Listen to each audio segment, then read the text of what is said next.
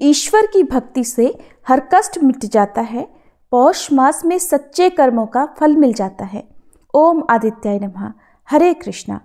पौष मास आत्मा के शुद्धिकरण का विशेष समय है। ये मास हमें सिखाता है कि संयम, श्रद्धा और भक्ति से जीवन के कठिन से कठिन पड़ाव को भी आसान बनाया जा सकता है। आज 25वें दिन की कथा हमें सत्कर्म और ईश्वर के प्रति सच्चे निष्ठा का महत्व समझाएगी। तो आइए अपने मन को शांत कर आज के इस पावन कथा की ओर अग्रसर हों। उस निर्जन वन में जहां मनुष्य पहुंचता ही नहीं था, केवल हिंसक जीव ही घूमते रहते थे, या कभी कभार कोई पहुंचे हुए ऋषि मुनि सिद्ध महात्मा ही उधर निकल जाते थे। वहां पर एक शिशु को हाथ पांव फेंकता हुआ देखकर एक सियार बड़ा प्रसन्न होकर उधर लपका। उसी समय उस मार्ग से होकर परम तपस्वी महर्षि पराशर निकले और उनकी दृष्टि भी उस शिशु पर पड़ गई। वे सोचने लगे कि अवश्य ही इंद्र ने मेरा तप भंग करने के लिए कोई माया रची है। हे दीनबंधो, हे जगदीश्वर, मैंने कभी कोई पाप नहीं किया है, इसलिए आप ही मुझ निष्पाप की रक्षा कीजिए। यह सोचते और प्रार्थना करते हुए महर्षि पराशर उस बालक की ओर बड़ी तेजी से बढ़े। सियार ने तेजस्वी महर्षि को उधर बढ़ते देखा तो तुरंत रुक गया और वन में एक ओर खिसक गया। महर्षि ने निकट जाकर शिशु को ध्यान से देखा। रक्तवर्ण, 4 भुजाएं, गज वदन, सूर्य के समान अद्भुत तेज तथा दिव्य वस्त्र आभूषणों से अलंकृत। उन्होंने उसके छोटे छोटे अरुण चरणों को देखा तो उन पर ध्वज, अंकुश और कमल की रेखाएं स्पष्ट प्रतीत हुई। उस अलौकिक शिशु को देखकर महर्षि के शरीर में रोमांच हो आया। वे हर्षातिरेक से शिशु को अपलक निहारने लगे। उनके नेत्रों में स्नेह नीर उमड़ आया और वे गदगद वाणी से बोल उठे, हे प्रभु, हे जगदीश्वर, आप यहाँ क्यों विराजमान हैं? मैं तो आपको देखकर इंद्र का कोई छल समझ रहा था, किंतु आप साक्षात परमात्मा मुझ सत्यवादी परम भक्त के साथ क्यों छल करने लगे? नाथ, मेरे मन में उत्पन्न शंका के लिए आप मुझे क्षमा कीजिए। महर्षि ने उस नन्हे से शिशु के चरणों में अपना मस्तक रख दिया और अपने भाग्य की सराहना करते हुए बोले, आज मैं कितना सौभाग्यशाली हूँ जो अनायास ही त्रैलोक्यपति के दर्शन कर रहा हूँ। मेरा जीवन, जन्म, मेरे जन्मदाता माता पिता और तपश्चर्या सभी कुछ धन्य है। अब मैं निश्चय ही जन्म मरण के बंधन से मुक्ति पा गया। मेरी तो समस्त कामनाएं पूर्ण हो गईं। ऐसा कहकर महर्षि ने पुनः शिशु को प्रणाम किया। उनकी आंखों से निरंतर प्रेम की अश्रुधारा बह रही थी।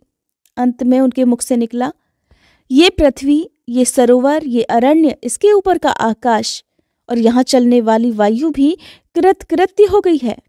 ये सियार भी जो इनके दर्शन पा चुका है अवश्य ही धन्य हो गया।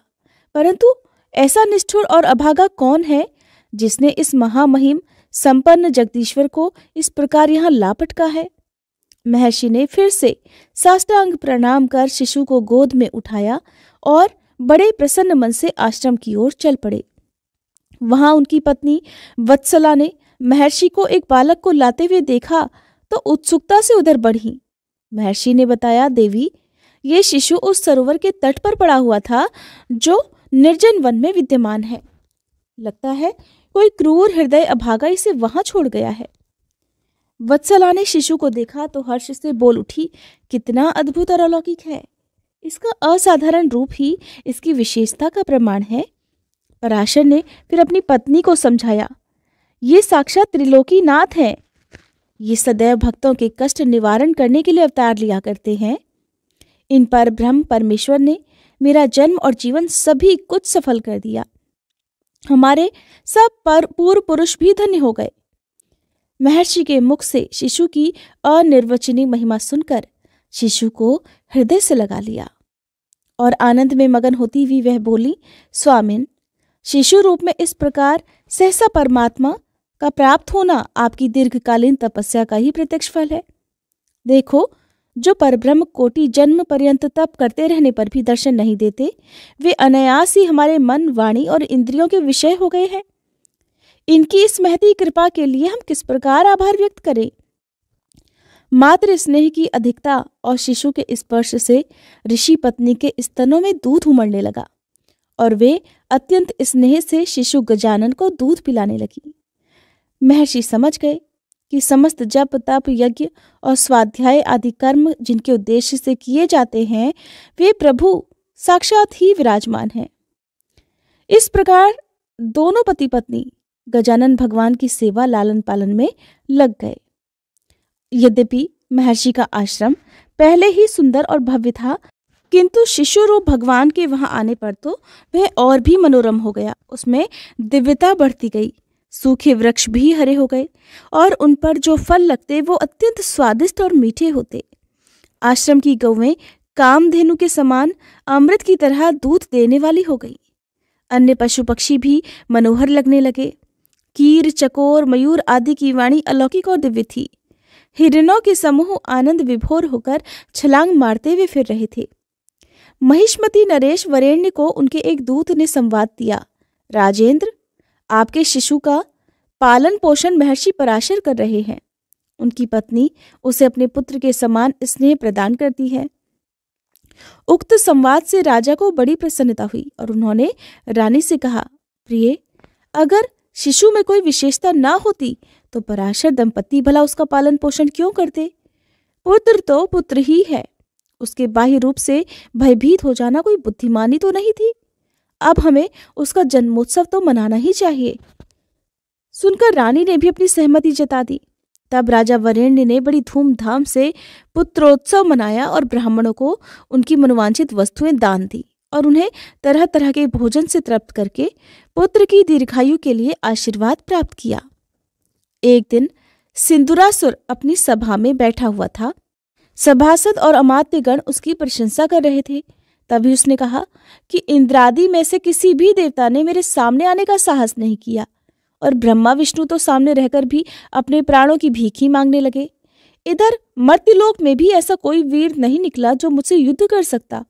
इससे मैं तो यही समझता हूं कि मेरी अतुलनीय शक्ति और पौरुष व्यर्थ हो रहा है, क्योंकि मेरी युद्ध की इच्छा को पूरा करने वाला कोई वीर ही नहीं दिखाई देता।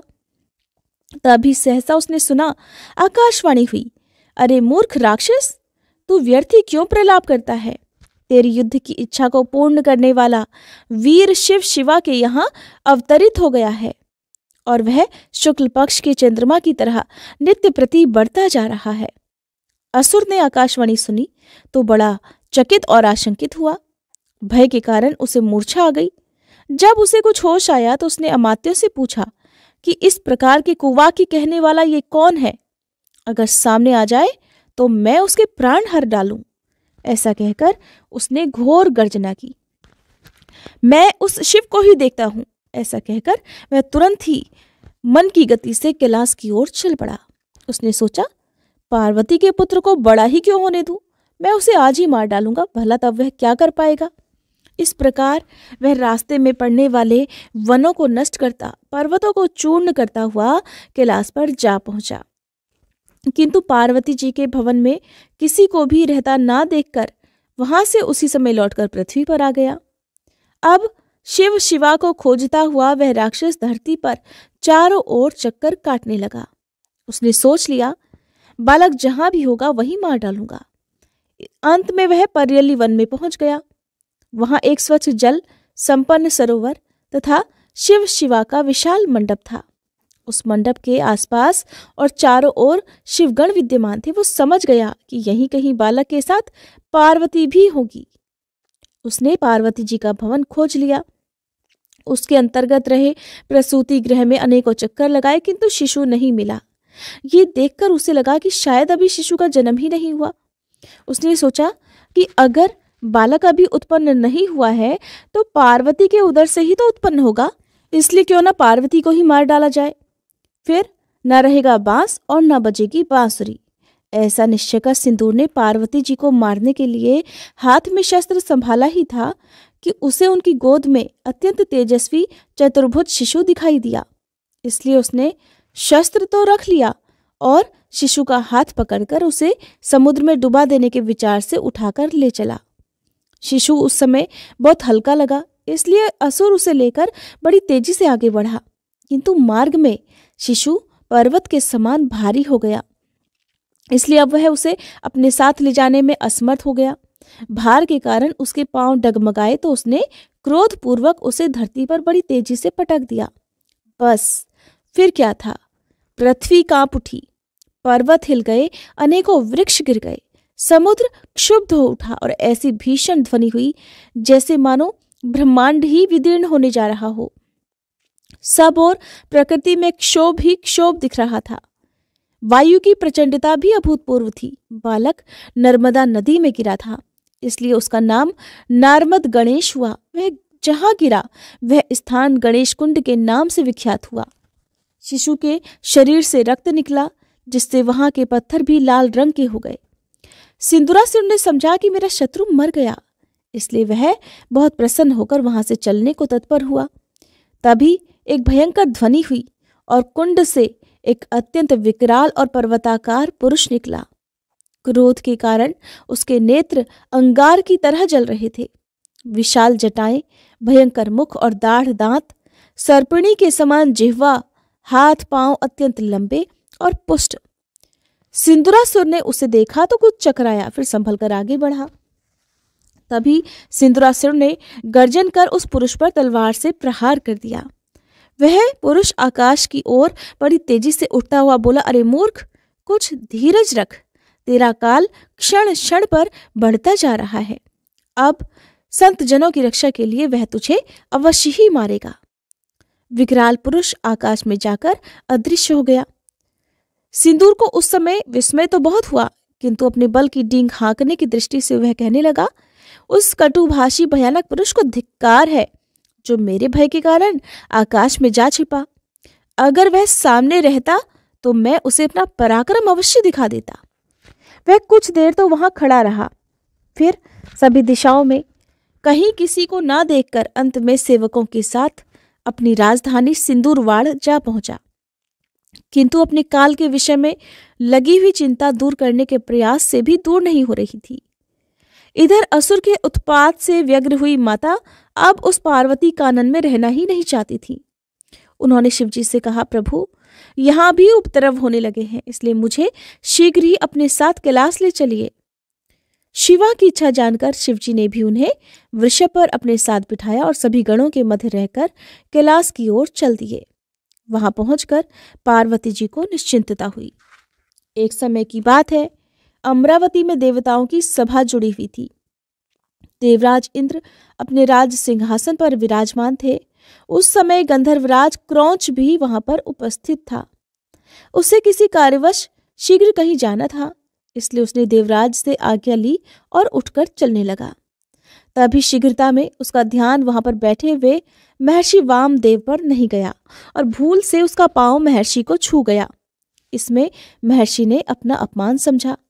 महर्षि क्रोधित हो गए। उन्होंने तुरंत ही उसे शाप दे डाला, अरे मूर्ख गंधर्व, ऐसा मदमत्त हो रहा है कि बैठे हुए मुझ शांत मुनि को लात मारता है। जा, तू मूषक बनेगा। गंधर्व उस शाप को सुनकर भयभीत और व्याकुल हो गया। उसने महर्षि से क्षमा मांगी, रोया, गिड़गिड़ाया तो महर्षि को भी दया आ गई। कहने लगे, तू मूषक तो अवश्य होगा, किंतु देवाधिदेव गजानन का वाहन होने के कारण अत्यंत सुखी होगा। उनकी कृपा से तेरा सब दुख दूर हो जाएगा। बेचारा गंधर्व किसी विशेष कार्य की शीघ्रता में उठकर तो जा रहा था, किंतु मुनिवर से पांव लगने में सावधानी न बरत सका। इसका दंड मिला उसे मूषक रूप में धरती पर जाने का। यही हुआ, वह तुरंत ही मूषक अर्थात चूहा बनकर महर्षि पराशर के आश्रम में जा गिरा। वह मूषक भी आकार आदि में अलौकिक था। पर्वत के समान विशालकाय और भयंकर था। उसके रोम और नख भी पर्वत शिखर के समान लगते। दांत भी बड़े तीखे और भय उत्पन्न करने वाले थे और उसका स्वर भी अत्यंत कर्कश और भयावना था। पराशर ऋषि के आश्रम में गिरते ही उस मूषक ने उपद्रव मचाना आरंभ कर दिया। मिट्टी के पात्रों को तोड़ फोड़कर उनमें भरा हुआ समस्त अन्न खा लिया। वलकल, वस्त्र और ग्रंथ आदि कुतर कुतर कर नष्ट कर डाले। आश्रम की वाटिका नष्ट भ्रष्ट कर डाली। उसके फल, फूल, पौधे आदि को बहुत नुकसान पहुंचाया और पूंछ के प्रहार से वृक्षों को धरती पर गिरा दिया। उसके इस प्रकार के विनाश कर्म से महर्षि बड़े दुखी हुए। उन्होंने सोचा कि इस दुष्ट मूषक को यहाँ से कैसे भगाया जाए। अगर इसका कोई उपाय ना हुआ तब तो ये और भी अधिक नाश कर बैठेगा। इसे मारना भी संभव नहीं है, और फिर मारने से जीव हत्या का पाप तो लगेगा ही। उस पाप को भला हम अपने सिर पर क्यों ले? हे प्रभु, हे अशरण शरण, मेरा ये दुख शीघ्र ही दूर कीजिए। इस दुष्ट मूषक से हमारी रक्षा कीजिए स्वामिन। महर्षि को अधिक व्याकुल देखकर भगवान गजानन ने उन्हें मधुर वाणी में आश्वासन दिया। पूज्य महर्षि, आप मेरे पालक पिता हैं। मेरे रहते आप पर कोई विपत्ति आए ये मैं सहन नहीं कर सकता। आपका प्रिय कार्य करना मेरा परम कर्तव्य है। मैं इस मूषक को अपना वाहन बना लेता हूँ, जिससे इसके उत्पात समाप्त हो जाएं। ऐसा कहकर उन्होंने मूषक की ओर अपना तेजस्वी पाश फेंका, जिससे आकाश तक प्रकाशमान हो गया। उसके भय से देवता भी अपने स्थान से भाग गए। वह पाश 10 दिशाओं में घूमता हुआ पाताल तक जा पहुंचा और धरती खोदकर उसमें प्रविष्ट होते हुए मूषक का कंठ जकड़कर उसे बाहर खींच लाया। पाश की जकड़ ने उसे व्याकुल और मूर्छित कर दिया। जब उसे होश आया तब वह शोकग्रस्त होकर कहने लगा कि सहसा ये क्या हो गया? मैं तो अत्यंत पुरुषार्थी हूँ। मैंने अपने दुष्टांग से बड़े बड़े वृक्षों और पर्वतों तक को नष्ट कर डाला। ऐसे मुझ महापराक्रम का कंठ किसने बांधा? पाश ने मूषक को भगवान गजानन के सामने उपस्थित किया तो उसे प्रभु के दर्शन से ज्ञान होने लगा। तब अपनी स्थिति को ठीक प्रकार से समझता हुआ हाथ जोड़कर वह बोला, जगदीश्वर, आपके दर्शन करके मेरा तो जीवन सफल हो गया। आप देव, दानव, मनुष्य, उरग, यक्ष, किन्नर सभी पर दया करने वाले हैं। हे नाथ, मुझ अज्ञानी जीव पर भी दया कीजिए। उसकी स्तुति सुनकर भगवान विनायक प्रसन्न हो गए। उन्होंने कहा, मूषक, तू क्षमा के योग्य तो नहीं था, क्योंकि तूने ऋषियों को बहुत कष्ट दिया है, किंतु अब तू मेरी शरण में आ गया है, इसलिए भय रहित हो जा और जो कुछ चाहे वो वर मांग ले। मूषक ने सोचा, मुझे कोई क्या देगा और फिर मांगू भी किस लिए? ऐसा विचार कर उसने कहा कि मुझे तो कुछ भी नहीं चाहिए। अगर आपकी कुछ इच्छा हो तो मुझसे ही वर मांग लीजिए। गणेश्वर ने कहा, अच्छा, तू मुझे वर देना चाहता है तो बस इतना ही वर दे कि बस मेरा वाहन बन जा। मूषक ने स्वीकार कर लिया। तब तो पराशर नंदन तुरंत उसकी पीठ पर सवार हो गए। बेचारा मूषक सभी भारों के स्थान उन विनायक देव का भार कैसे सहन कर सकता था। उसे लगा कि अब पिसा। अपने प्राण संकट में देखकर फिर उसने भगवान से प्रार्थना की, प्रभु, मुझ पर प्रसन्न होइए। हे दयानाथ, दया कीजिए और इतने हल्के हो जाइए कि आपके बोझ से मुझे कुछ न हो और मैं आसानी से आपका भार वहन कर सकूं। भगवान ने समझ लिया कि मूषक का गर्व खंडित हो गया है। तब उन्होंने अपना भार कम कर लिया। उसके द्वारा वहन होने योग्य हल्के हो गए। महर्षि पराशर ने ये लीला देखी तो उन्होंने गजानन के पद पंकज में प्रणाम कर कहा कि प्रभु, कैसी आश्चर्य का विषय है कि जो मूषक बड़े बड़े वृक्षों को गिरा चुका था और जिसके भयंकर शब्द से पर्वत भी कांप रहे थे, वह क्षण भर में ही आपका वाहन बन गया। ऐसा पौरुष किसी सामान्य बालक में कहीं नहीं देखा जाता। ऋषि पत्नी भी आश्चर्यचकित हुई गजमुख को देख रही थी। फिर उसने पुत्र को लेकर स्तनपान कराया और सुला दिया। दूसरे दिन गणेश जी ने मूषक के कंठ में एक रस्सी बांधी, फिर उसके साथ तरह तरह की क्रीड़ाएं करने लगे। गजमुख धीरे धीरे बढ़ने लगे। उन्होंने 9 वर्ष की आयु तक पहुंचते पहुंचते सभी वेद, वेदांग, उपनिषद, स्मृति, नीतिशास्त्र, धर्मशास्त्र, पुराण आदि का अध्ययन कर लिया और सभी विद्याओं में पारंगत हो गए। उनकी बाल क्रीड़ाओं को देख देख कर समस्त ऋषि मुनि और उनकी पत्नियों को बड़ी प्रसन्नता होती थी। उधर सिंदूरासुर के अत्याचार बढ़ रहे थे। उसके भय से देवता, ऋषि, मुनि, सदाचारी, भक्त और साध्वी स्त्रियां घर छोड़कर कहीं और छुपे रहते थे। उसने यज्ञ आदि कर्म करने वालों को दंड देना अपना कर्तव्य मान रखा था। लूट खसोट बढ़ रही थी। हत्याएं करने में किसी को कोई भय नहीं होता था और स्त्रियों का अपहरण तो बड़ी साधारण सी बात थी। एक दिन कुछ ब्राह्मणों ने सिंदूरासुर की निर्दयता और अधिक क्रूरता की बात वहां आकर सुनाई तो भगवान गजानन अधिक अधीर हो गए। उन्होंने विचार किया कि किसी प्रकार संसार को इस भयंकर त्रास से बचाना ही होगा। इसलिए वे महर्षि के समीप आकर और चरणों में प्रणाम कर कहने लगे, हे पूज्य पिताजी, दुष्ट सिंदूरासुर के अत्याचारों के विषय में यहाँ कभी कभी ही समाचार आ पाते हैं, किंतु वे सब इतने दुखद होते हैं कि सुनकर मन कांप उठता है। वस्तुतः उसके अत्याचारों से मुक्त होने का तब तक कोई उपाय नहीं हो सकता जब तक उस पर शासन करने और उसे दंड देने में सक्षम व्यक्ति उसे न रोके। जब तक उसे रोका नहीं जाएगा तब तक सभी सदाचार परायण जन पीड़ित ही होते रहेंगे। महर्षि अपने लाडले पुत्र का अभिप्राय समझ नहीं पाए।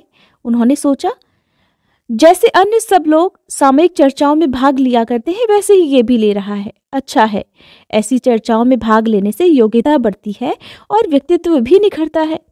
इसलिए उन्होंने पुत्र को प्रोत्साहन देते हुए उसका समर्थन किया कि ठीक कहते हो बेटा, जब तक दैत्यराज के कार्यों में अवरोध उत्पन्न नहीं होगा तब तक सदाचारी जनों की पीड़ा बढ़ती ही जाएगी और कभी न कभी कोई सक्षम पुरुष उसको वश में करेगा ही, क्योंकि संसार में जब अत्याचारियों के अत्याचार बढ़ जाते हैं तब कोई अवतारी पुरुष अवश्य ही प्रकट होता है। सुनकर गजानन ने बड़ी विनम्रता से कहा, प्रभु, अगर आप आज्ञा दे तो ये कार्य तो मैं कर सकता हूँ। वस्तुतः उसके द्वारा किए जाने वाले अत्याचारों को सुनकर मैं व्याकुल हो रहा हूँ। बस आप अपना वरद हस्त मेरे मस्तक पर रखकर मुझे आशीर्वाद दीजिए, जिससे कि संसार के उपकार का ये पवित्रमय कार्य मैं करने में समर्थ हो सकूं। गजानन की बात सुनकर महर्षि को हंसी आ गई और फिर उत्साह देखकर कुछ आनंद भी हुआ। उन्होंने स्नेहयुक्त वचनों में उन्हें समझाते हुए कहा कि पुत्र, तुम्हारा सोचना तो ठीक है, किंतु तुम्हारी आयु तो अभी 9 वर्ष की है। बाल सुलभ क्रीड़ा वाला स्वभाव और सुकुमार शरीर धरती पर रहकर चंद्रमा को छूने के कुलावे तो भिड़ा सकता है, किंतु वहां पहुंच नहीं सकता। बेटा, सिंदूरासुर विशालकाय और असीमित बल से संपन्न है। वह ब्रह्मा जी से वर प्राप्त होने के कारण अजय भी हो रहा है, इसलिए उसे तो कोई अत्यंत शक्तिशाली पूर्ण वयस्क पुरुष ही मार सकेगा। किंतु गजमुख ने पुनः विनम्र भाव से निवेदन किया, जिसे सुनकर मुनि ने शंका व्यक्त की कि पुत्र, मेरे हृदय, मेरे लाल, जिस सिंदूरासुर के गर्जन मात्र से सभी दिशाएं कांप जाती हैं, जिसके पदाघात से त्रिभुवन में हाहाकार मच जाता है, उस अपरिमित पराक्रम वाले असुर से केवल मेरे आशीर्वाद से ही युद्ध करना चाहते हो, तो वो तो सदैव तुम्हारे साथ ही है। किंतु केवल आशीर्वाद से ही काम चल जाता तो सिंदूरासुर तो क्या, किसी भी दुष्ट का ऐसा साहस नहीं होता कि उससे समस्त विश्व ही त्रसित हो जाए। गजानन ने अपने पालक पिता को विश्वास दिलाने के लिए घोर गर्जन किया, फिर जिसे सुनकर समस्त संसार कांप उठा। देवता, दैत्य, मनुष्य, नाग, किन्नर, यक्ष आदि सभी भयभीत हो गए। यहाँ तक कि सिंदूरासुर भी सोचने लगा कि ये क्या हुआ, ऐसा प्रलयंकारी शब्द तो पहले कभी सुना ही नहीं था। इस प्रकार गजानन ने पुनः हाथ जोड़कर निवेदन किया कि हे ऋषि श्रेष्ठ, मेरा प्राकट्य हे सिंदूरासुर और उसके साथी दैत्यों को मारकर पृथ्वी का भार हल्का करने के लिए हुआ है। मैं अवश्य ही उस राक्षस राज को मारकर ऋषि मुनियों का हित साधन करूंगा। अब महर्षि को विश्वास हो गया। फिर उन्हें ज्ञात हुआ, अरे ये तो पूर्ण परमात्मा है, इनकी शंका कैसी? मैं तो मुहवश इनके कार्य में व्यर्थ ही व्यवधान डाल रहा हूं। फिर उन्होंने गजमुख को हृदय से लगाया और उनके मस्तक पर अपना वरद हस्त रखते हुए शुभकामना की कि पुत्र, भगवान चंद्रचूड़ तुम्हें विजय दिलाएं। मेरा आशीर्वाद है कि राक्षस राज सिंदूर को मारने में तुम्हें सफलता प्राप्त हो। ऐसा कहकर महर्षि स्नेहवश उनके मस्तक पर बहुत देर तक हाथ फेरते रहे और उनकी पत्नी वत्सला की आंखों में भी आंसू आ गए। 9 वर्ष तक लाड़ प्यार से पाले हुए पुत्र का वियोग अब उन्हें व्याकुल करने लगा। उन्होंने किसी प्रकार समझाने का प्रयास किया कि मेरे प्राण प्रिय पुत्र, मेरे गजानन, कहाँ तू छोटा सा बालक और कहाँ वह त्रिलोक की विजेता राक्षस? भला कौन ऐसी निष्ठुर माता होगी जो अपने छोटे से पुत्र को स्वयं जम्बुक के सामने फेंक दे? मेरे लाल, अभी समर्थ हो जाओ, फिर जो चाहे वो कर लेना। किंतु गजानन ने अपनी माता को भी समझा लिया। माता का आशीर्वाद प्राप्त करके फिर गजानन ने उन दोनों को प्रणाम किया और उपस्थित ऋषि समुदाय को भी प्रणाम कर अपने मूषक पर सवार हो गए। चलते समय भयंकर गर्जना की, जिससे तीनों लोग कांप उठे। सिंदूरासुर की राजधानी का नाम सिंदूरबाड़ था। ये स्थान ग्रसणेश्वर के निकट है, जो कि एक ज्योतिर्लिंग है। राक्षस राज वहीं रहता हुआ तीनों लोकों पर शासन कर रहा था। गजानन वायुवेग से चलते हुए सिंदूरबाड़ के उत्तर की ओर आकर जोर से गर्जना करने लगे, जिसके फलस्वरूप भूकंप आ गया। समूची नगरी त्राही त्राही कर उठी। समुद्र में आकाश तक जाने वाली तरंगें उठने लगी। उस स्थिति से अनेकों वीर मूर्छित हो गए, यहाँ तक कि सिंदूरासुर भी मूर्छित हो गया। उस दैत्य को जब चेत हुआ तब वह सोचने लगा कि ऐसा कौन वीर यहाँ आ गया जिसकी भयंकर गर्जना से मैं भी मूर्छित हो गया था। उसने अपने अनुचरों को आज्ञा दी कि जाओ इसका पता लगाओ, और जो यहाँ आकर गर्जना कर रहा है अगर हो सके तो उसे लाओ और साथ ही पकड़कर मेरे सामने रखो। अनुचर ने आज्ञा का पालन किया। अनुचर बाहर जाकर दौड़े और जाकर उन्होंने देखा तो वहां पर गजानन का अत्यंत भयंकर और अद्भुत रूप था। देखकर वे भय से कांप उठे। फिर कुछ साहस कर उनके निकट पहुंचे और कहने लगे, अरे तुम कौन हो? अभी तो 9-10 वर्ष के छोटे से बालक ही लग रहे हो। क्या तुम्हें महापराक्रमी त्रिलोक विजयी असुर राज सिंदूर की शक्ति का ज्ञान नहीं है, जो उनके राज्य की सीमा पर ऐसी गर्जना कर रहे हो? तब गजराज ने उन अनुचरों को संदेश दिया कि मुझे दैत्यराज सिंदूर से युद्ध करना है। सिंदूरासुर को पता चला कि एक 9-10 वर्ष का बालक उससे युद्ध करने के लिए आतुर है। तब उसने सोचा कि उस छोटे से बालक का वध तो वह बिना सेना के भी कर सकता है। इसलिए वह तेजी से गजानन के समक्ष आ पहुंचा और कहने लगा, अरे मूर्ख बालक, तू तो ऐसे गर्जना कर रहा है मानो तीनों लोगों को खा जाएगा, किंतु तू जानता नहीं कि मैंने तीनों लोगों को जीत लिया और ब्रह्मा विष्णु शिव सभी को वशीभूत कर लिया है। फिर भी तू सुकुमार बालक है। तुझसे युद्ध करना मेरे लिए शोभा की बात नहीं है। इसलिए जा और अपनी माता की गोद में बैठ। व्यर्थ विवाद कर क्यों अपने प्राणों से हाथ धोना चाहता है? सुनकर गजानन ने जोर से अट्टहास किया और फिर बोले, राक्षस, तू अवश्य ही नीति कुशल लगता है, परंतु क्या तू नहीं जानता कि अग्नि की एक छोटी सी चिंगारी पूरे नगर को भस्म करने में समर्थ है? मैं छोटा बालक होकर भी तीनों लोगों को अकेला ही जीत सकता हूँ। मेरा प्राकट्य समस्त दैत्यों का संहार कर मुनिजनों को स्वच्छंद करने के लिए हुआ है। मैं अधर्म का नाश कर धर्म की स्थापना करूंगा। फिर भी मैं तुझे एक प्रतिज्ञा करने पर छोड़ सकता हूँ कि तू अपने जीवन भर सदाचारी, धर्मरत, मुनि ब्राह्मणों का पूजन, सृष्टि के सभी प्राणियों के प्रति दया रखने वाला, न्यायवान और प्रजापालक रहेगा। किसी की हिंसा नहीं करेगा और बंदी राजाओं को तुरंत मुक्त कर देगा। इस प्रकार की प्रतिज्ञा करता हुआ तू मेरी शरण में आ जा, नहीं तो तू अपना काल अब अपने निकट जान। ऐसा कहकर भगवान गजानन ने उसे अपने विराट रूप का दर्शन कराया। उनका सिर आकाश से जा लगा और चरण पाताल में प्रवेश कर गए। 10 दिशाएं कानों से ढक गईं। विशाल भुजाओं का कहीं कोई अंत नहीं दिखाई देता था। उनके शरीर पर दिव्य वस्त्रालंकार और दिव्य गंध लगी हुई थी। उनका मुखमंडल करोड़ों सूर्यों के समान दमक रहा था। गजानन के उस रूप को देखकर सिंदूरासुर भौचक्का रह गया और डर के मारे पीछे हटा, किंतु तुरंत कुछ संभलकर फिर आगे बढ़ा और खड्ग खींचकर उन पर प्रहार करने के लिए तत्पर हुआ ही था कि परमात्मा विनायक देव ने उसका गला पकड़ते हुए ऊंचे स्वर में कहा, अरे मूर्ख, तू अब भी मेरे दुर्लभ रूप को नहीं जान सका? अब तेरा काल ही आ गया तो मैं क्या करूं? वे उसके कंठ को अपने वज्र समान हाथों से कसकर भींचने लगे। इस प्रकार उसके नेत्र बाहर निकल आए, उसकी जीभ लटक गई और प्राण पखेरु उड़ गए। गजानन भगवान ने उसका लाल रक्त अपने दिव्य शरीर पर लगा लिया और इसी कारण वे सिंदूर प्रिय या सिंदूर वदन नाम से प्रसिद्ध हुए। इधर सिंदूरासुर का वध होते ही भगवान गजानन की जय का घोष हुआ और देवगणों ने आकाश से पुष्प वर्षा की। अप्सराएं नृत्य गान करने लगी। अनेक प्रकार के सुमधुर बाजे बजने लगे। ब्रह्मा जी के नेतृत्व में ऋषि मुनि देवता आदि ने वहां आकर अनेक प्रकार के उपहार भेंट करके उनका षोडशोपचार पूजन किया और भक्तिभाव पूर्वक उनकी स्तुति करने लगे। फिर देवताओं ने स्तुतियों से भगवान को प्रसन्न कर वहां एक भव्य मंदिर बनवाया और उसमें गजानन भगवान की अत्यंत सुंदर प्रतिमा स्थापित कर षोडशोपचार से उनका पूजन किया। भगवान की उस प्रतिमा के दर्शन मात्र से ही समस्त पाप दूर हो जाते हैं। उस प्रतिमा का नाम सिंदूरहा विख्यात हुआ और वह स्थान राज सदन के नाम से प्रसिद्ध हो गया। इधर राजा वरेण्य ने अपने पुत्र के द्वारा सिंदूरासुर का वध हुआ सुना तो वे बड़े प्रसन्न हुए और वहां आकर भगवान को दैत्य विमर्दन नाम से संबोधित करते हुए कहने लगे, प्रभु, मैं आपकी ही माया के वश होकर आपके प्रभाव से अनजान था। जिन अनंत कोटि ब्रह्मांड के अधीश्वर के गुण, कर्म, स्वभाव और रूप को ब्रह्मादि देवता भी जानने में असमर्थ है, उन सर्वात्मा ब्रह्म को मैं ज्ञानी भला किस प्रकार जान सकता था।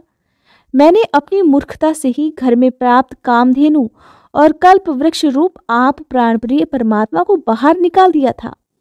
अपने उस अनर्थ के लिए वस्तुतः मैं क्षमा के लायक तो नहीं हूँ, फिर भी मैं आपसे क्षमा के लिए प्रार्थना करता हूँ।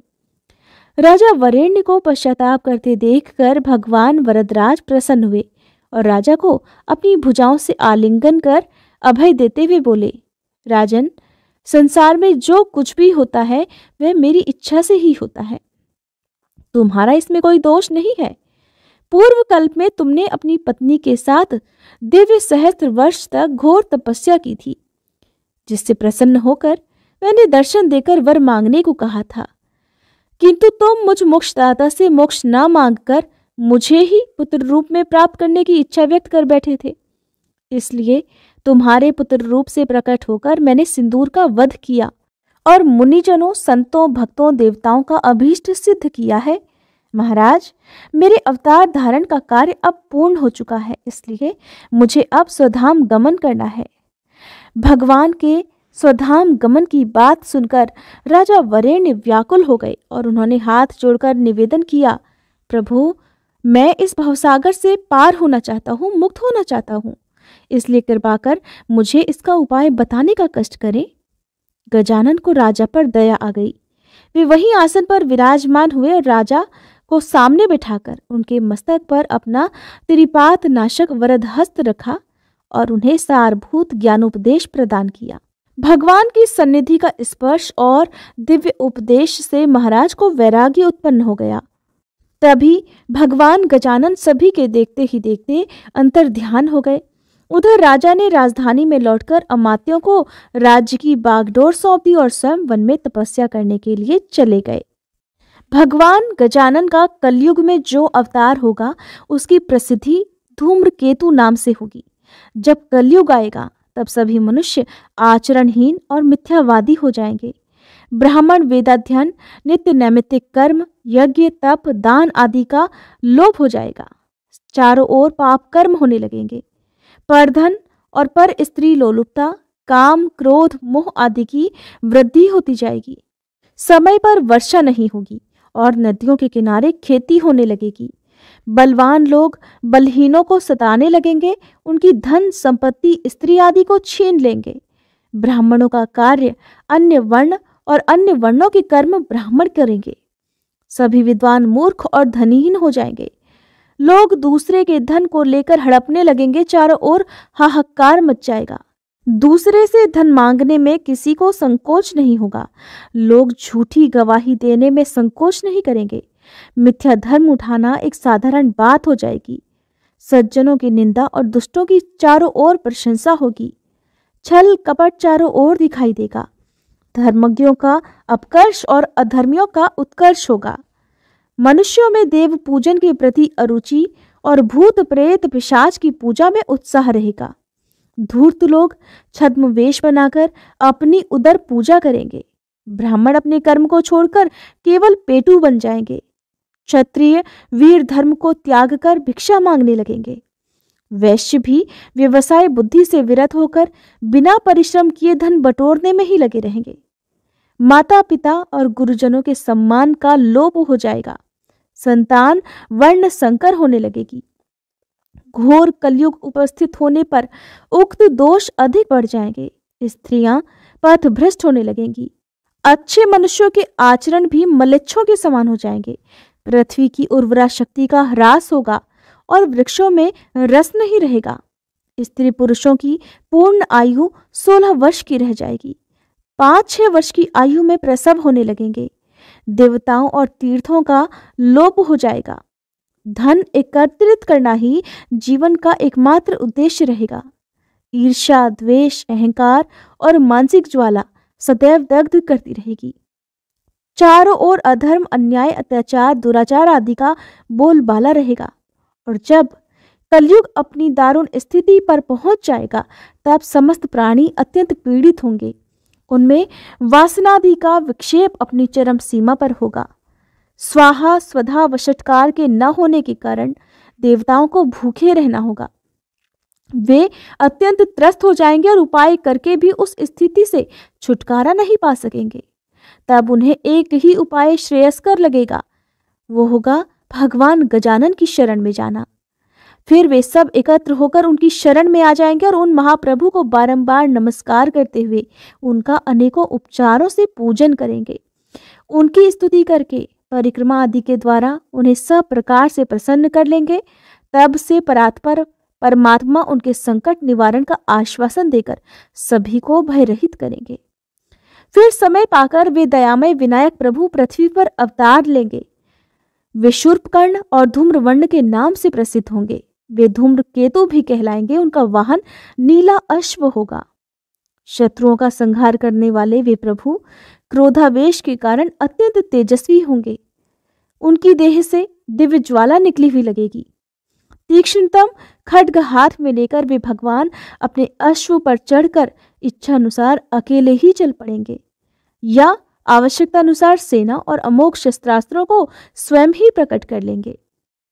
महाप्रभु शूर्पकर्ण अपने तेज से समस्त पापों और पापियों को नष्ट करने में समर्थ होंगे। वे अपने परम तेज और सेना द्वारा म्लेच्छों के विनाश में शीघ्र ही सफल होंगे। जो लोग म्लेच्छों की तरह आचरण करने वाले होंगे, वे भी उन प्रभु के द्वारा संहार को प्राप्त होंगे। और जब तक धर्म की स्थापना नहीं होगी, तब तक वे अपने नेत्रों से ही अग्नि वर्षा करते रहेंगे। वे सर्वात्मा और सर्वाधार भगवान श्री गणेश उस समय भय के कारण गिरि गुहाओं और निविड़ वनों में छुपकर जंगली कंदमूल, फल इत्यादि पर अपना जीवन बिताने वाले ब्राह्मणों का भय दूर कर उनका सत्कार कर सत्कर्म और श्रेष्ठ धर्म पालन के लिए प्रोत्साहित करेंगे। इस प्रकार धर्माचरण का संपादन होने लगेगा और फिर सतयुग का आरंभ हो जाएगा। आज की कथा में बस इतना ही। इसके आगे का वृतांत आप सभी अगले अध्याय में जरूर सुनिएगा।